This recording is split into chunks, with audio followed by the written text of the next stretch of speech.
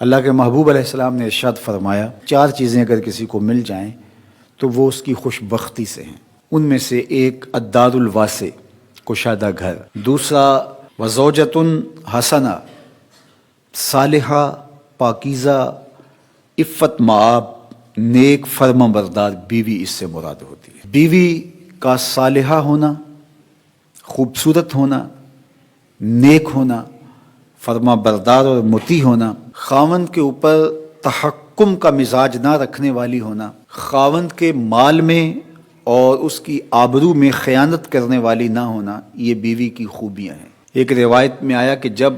تم اسے دیکھو تمہیں خوش کر دے، اور ایک روایت میں صالحہ بیوی کی تعریف یہ کی گئی جو دینی امور میں تمہاری مددگار ہو۔ تو جو تمہارے مال پر خیانت نہ کرے، تمہاری اولاد کی اچھی تربیت کرے، تمہاری فرما بردار اور مطیع ہو، تمہارے اوپر علو نہ چاہے، یعنی تمہارے اوپر تحکم نہ چاہے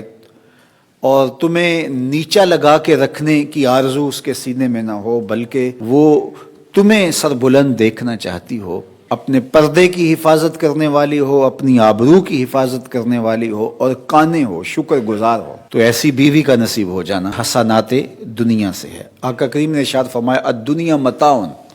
وخیر متاعها المرأة الصالحہ، دنیا متاع ہے اور دنیا کا بہترین متاع اچھی نیک بیوی ہے۔ تو اگر اچھی صالحہ نیک بیوی نصیب ہو گئی تو یہ دنیا ہی جنت ہے، اور اگر بدکار ناشکر گزار بیوی ہے تو یہ دنیا ہی جہنم کا گڑھا بن جاتی ہے۔ اس لیے یہ اگر کسی کو نصیب ہے تو وہ اللہ کا شکر ادا کرے، اور یہ اللہ کی عنایت ہے کسی پر جو اللہ نے مقسوم کی ہے۔ تو یہ چھوٹی نعمت نہیں ہے، یہ بہت بڑی نعمت ہے۔ تیسری چیز ارشاد فرمائی المرکب الحنی، تیز رفتار نشیط گھوڑا، اور چوتھی چیز ارشاد فرمائی الجار الصالح،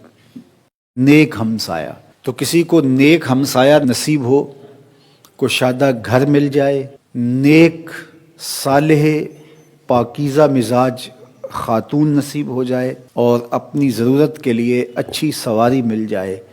تو وہ دنیا کی خوش نصیبی اور دنیا کی فیروز بختی سمیٹ چکا ہے۔ یہ 4 چیزیں ہماری زندگی کی خوش نصیبی میں سے ہیں۔ اگر کسی کے پاس یہ 4 چیزیں ہیں تو وہ اللہ کا شکر ادا کرے، اور یہ چیزیں جب انسان کو میسر آ جائیں تو وہ یکسوئی کے ساتھ عبادت بھی کر سکتا ہے، یکسوئی کے ساتھ صالح اور نیک اعمال بھی بچا لا سکتا ہے۔ تو یہاں ارشاد فرمایا کہ جب ہم کہتے ہیں اللہ ہمیں حسنات دنیا عطا فرما اور حسنات آخرت عطا فرما،